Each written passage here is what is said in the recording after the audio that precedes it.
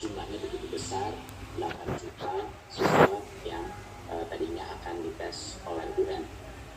Jadinya kita mengikuti prinsip nomor 1, tidak ada yang lebih penting lagi daripada keamanan dan kesehatan siswa dan keluarganya.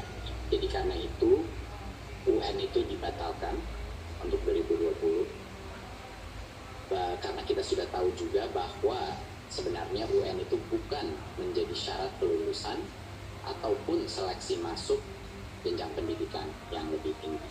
Jadinya setelah kami timbang pro dan kontranya ini, kami rasa di Kemendikbud bahwa lebih banyak resikonya daripada benefitnya untuk melanjutkan UN.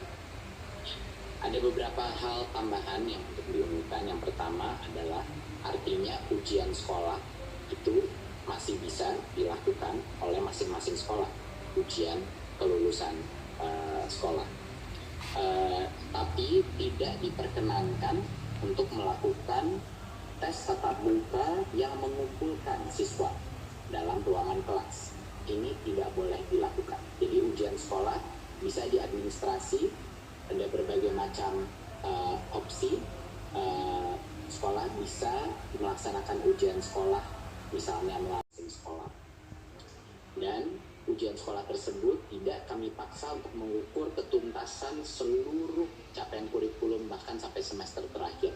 Yang mungkin banyak sekali sekolah-sekolah yang dengan online tapi sekarang belum optimal, jadi kami tidak memaksakan bahwa ujian sekolah itu harus mengukur ketuntasan capaian kurikulum sampai semester terakhir ini yang terdampak oleh bencana COVID dan terdisrupsi pembelajaran. Bagi yang poin berikutnya adalah untuk PBDB, sekedar penekanan bahwa 70% daripada penerimaan siswa ini kan sudah zonasi, jadinya sudah seharusnya itu berdasarkan area. Sisanya jalur prestasi itu menggunakan, bisa ada 2 opsi: akumulasi nilai rapor siswa tersebut selama 5 semester terakhir, atau prestasi akademik dan non-akademik di luar rapor sekolah, menang-menang lomba-lomba, partisipasi dalam berbagai macam aktivitas, dan lain-lain. Jadi itu penting bahwa pembatalan UN ini harusnya tidak berdampak kepada penerimaan peserta didik baru untuk baik untuk SMP maupun SMA. Ya. Di luar itu kami ingin menganjurkan beberapa hal. Nomor 1, kemarin kami anjurkan bagi daerah-daerah yang sudah melaksanakan belajar dari rumah untuk dipastikan agar gurunya juga belajar dari rumah untuk menjaga keamanan guru, sangat penting.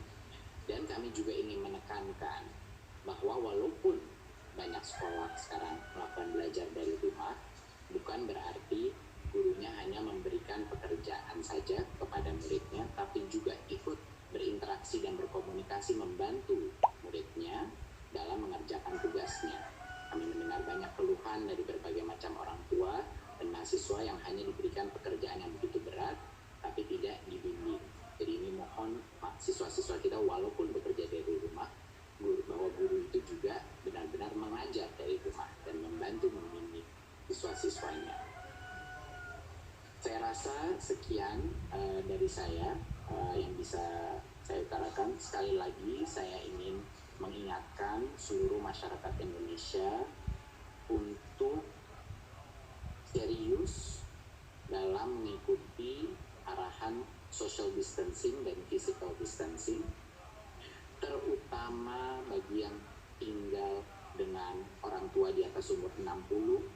Mohon dipisahkan, mohon tidak menyentuh orang tua yang paling rentan dalam waspada COVID ini. Itu merupakan hal yang luar biasa tentunya, dan saya menganjurkan semua keluar dari sekolah. Dan ujian sekolah tersebut tidak kami paksa untuk mengukur ketuntasan seluruh capaian kurikulum bahkan sampai semester terakhir. Yang mungkin banyak sekali sekolah-sekolah yang dengan online tapi sekarang belum optimal, jadi kami tidak memaksakan bahwa ujian sekolah itu harus mengukur ketuntasan capaian kurikulum sampai semester terakhir ini yang terdampak oleh bencana COVID dan terdisrupsi pembelajaran. Bagi yang poin berikutnya adalah untuk PBDB, sekedar penekanan bahwa 70% dari penerimaan siswa ini kan sudah zonasi, jadinya sudah seharusnya itu berdasarkan area. Sisanya jalur prestasi itu menggunakan, bisa ada dua opsi: akumulasi nilai rapor siswa tersebut selama 5 semester terakhir, atau prestasi akademik dan non-akademik di luar rapor sekolah, menang-menang lomba-lomba, partisipasi dalam berbagai macam aktivitas, dan lain-lain.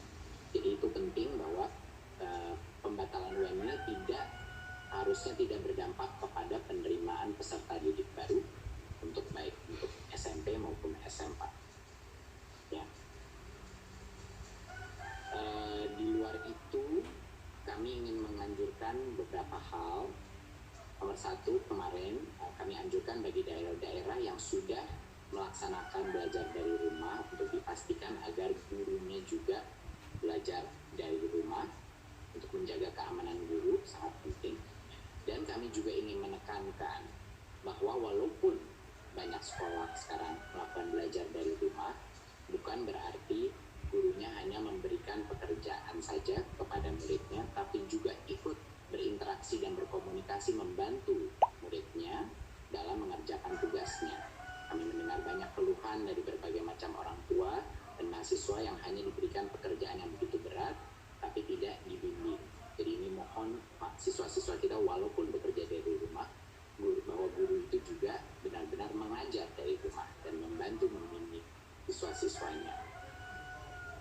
Saya rasa sekian dari saya yang bisa saya utarakan. Sekali lagi saya ingin mengingatkan seluruh masyarakat Indonesia untuk serius dalam mengikuti arahan social distancing dan physical distancing, terutama bagi yang tinggal dengan orang tua di atas umur 60, mohon dipisahkan, mohon tidak menyentuh orang tua yang paling rentan dalam waspada COVID ini.